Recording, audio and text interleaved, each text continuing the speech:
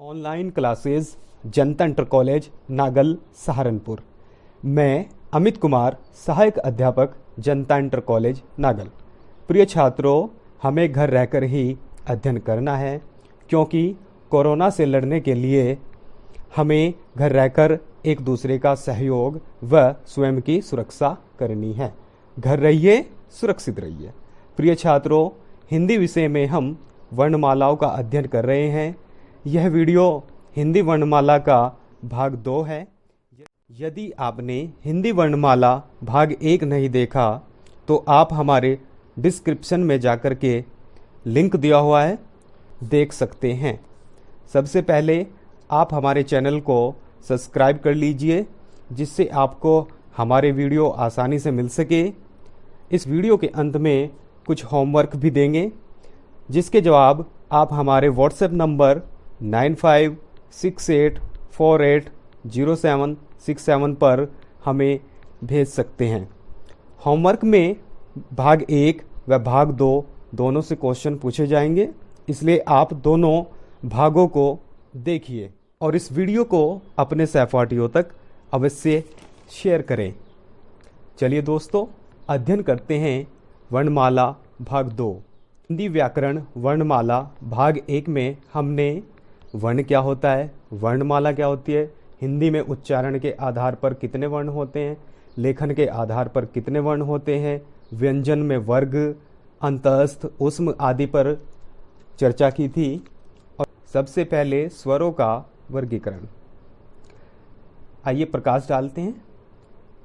मात्रा उच्चारण काल के आधार पर सबसे पहले इसमें आता है हर्ष स्वर, अर्थात जिनके उच्चारण में कम समय लगता है, यानी एक मात्रा का समय लगता है, जैसे अ, ई, उ।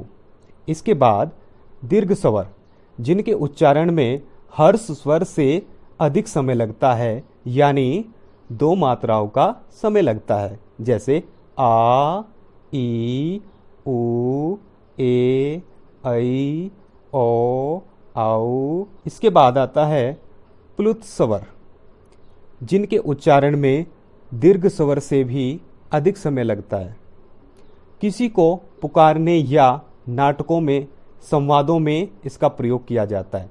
जैसे हम किसी को आवाज़ लगाते हैं, जैसे राम, तो उसमें जैसे आ की आवाज़ थोड़ी लंबी आई, यानी ये प्लुत स्वर हुआ जिसमें दीर्घ स्वर से भी ज़्यादा समय लगता है। जैसे अब देख लेते हैं वर्णों के उच्चारण स्थान, अर्थात वर्णों का उच्चारण करते समय मुंह का जो भी भाग कार्य करता है उन वर्णों को उसी भाग के नाम से जाना जाता है। सबसे पहले नासिका। नासिका के द्वारा जो वर्ण बोले जाते हैं उनको नासिक्य कहते हैं, जैसे अंग, अंगे, अय, अण, न, म। आगे देख लेते हैं दंतमूल, वत्सर्य यानी र और ल। इसके बाद दंत, जिनको दंते कहते हैं, त वर्ग, त, थ, द, ध, न और श। इसके दांत और ओष्ठ की सहायता से जो बोला जाता है वो वर्ण है व, और जो ओष्ठ की सहायता से बोले जाते हैं उनको ओष्ठे कहते हैं, उ, उ और प वर्ग, प, फ, ब, भ, म। इसके बाद ओष्ठ प्लस कंठ, जो दोनों से बोले जाते हैं, ओ, औ। मूर्धा से बोले जाने वाले वर्णों को मूर्धन्य कहते हैं, जैसे री और ट वर्ग, ट, ठ, ड, ढ, ण और श। तालु, जो वर्ण तालु से बोले जाते हैं उनको तालव्य कहते हैं, ई, ई और च वर्ग, च, छ, ज, झ, अय और य और श। इसके बाद कंठ प्लस तालु, ए, ऐ, और कंठ से जो बोले जाते हैं वर्ण उनको कंठे कहते हैं, अ, आ, अह, क वर्ग, क, ख, ग, घ, अंग और ह। व्यंजनों का वर्गीकरण घोषत्व के आधार पर। सबसे पहले देख लेते हैं अघोष वर्ण किन्हें कहते हैं। जिन ध्वनियों के उच्चारण में स्वर तंत्रियों में कंपन न हो, जैसे हर वर्ग का पहला और दूसरा व्यंजन। इसके बाद सघोष या घोष। जिन ध्वनियों के उच्चारण में स्वर तंत्रियों में कंपन हो, हर वर्ग का तीसरा, चौथा और पांचवा व्यंजन। प्राणत्व के आधार पर अल्प प्राण। जिन व्यंजनों के उच्चारण में मुख से कम हवा निकले, हर वर्ग का पहला, तीसरा और पांचवा व्यंजन। महाप्राण। जिन व्यंजनों के उच्चारण में मुख से अधिक हवा निकले, जिन व्यंजनों में उच्चारण में हकार की ध्वनि विशेष रूप से सुनाई दे, हर वर्ग का दूसरा और चौथा व्यंजन। इसके बाद देख लेते हैं अयोगवाह। अनुस्वार और विसर्ग को स्वरों के साथ रखा जाता है, किंतु ये स्वर ध्वनियां नहीं है, क्योंकि इनका उच्चारण व्यंजनों के उच्चारण की तरह स्वर की सहायता से होता है।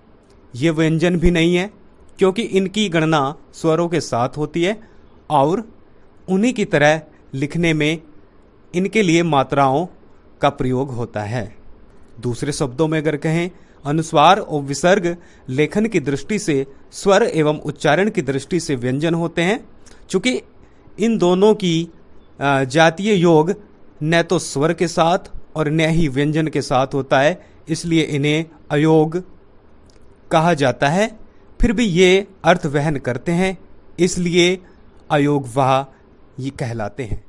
अब हम आपको होमवर्क दे देते हैं, जिसके जवाब आप हमें हमारे बताए गए व्हाट्सएप नंबर पर भेज सकते हैं। इसमें सबसे पहले है भाषा की सबसे छोटी इकाई है। आपको इनमें से बताना है। 4 ऑप्शन दिए हुए हैं। ऑप्शन ए है शब्द, बी व्यंजन, सी स्वर और डी वर्ण। दूसरा क्वेश्चन है वर्णमाला कहते हैं। ए है शब्द समूह को, बी है वर्णों के संकलन को और सी है शब्द गणना को और डी है वर्णों के व्यवस्थित समूह को। इन चारों ऑप्शन में से आपको सही चुन करके हमें हमारे व्हाट्सएप नंबर पे आप भेज सकते हैं। इसके बाद नेक्स्ट क्वेश्चन है अज्ञ वर्ण किन वर्णों के संयोग से बना होता है। इसमें भी 4 ऑप्शन दिए हुए हैं, जिनमें से आप चुन करके हमें भेज सकते हैं। इसके बाद नेक्स्ट क्वेश्चन है अघोष वर्ण कौन सा है। ऑप्शन ए है अ, ऑप्शन बी है ज और सी है ह और डी है श। इसके बाद अक्ष वर्ण किसके योग से बनता है। इसमें भी आप ऑप्शन में से चुन करके हमें भेज सकते हैं। नेक्स्ट क्वेश्चन है हिंदी वर्णमाला में स्वरों की कुल संख्या कितनी होती है। और नेक्स्ट क्वेश्चन है निम्नलिखित में से कौन सा स्वर नहीं है। ए है अ, बी है उ, सी है ए और डी है अय। तो छात्रों मिलते हैं नेक्स्ट वीडियो में, तब तक के लिए गुड बाय।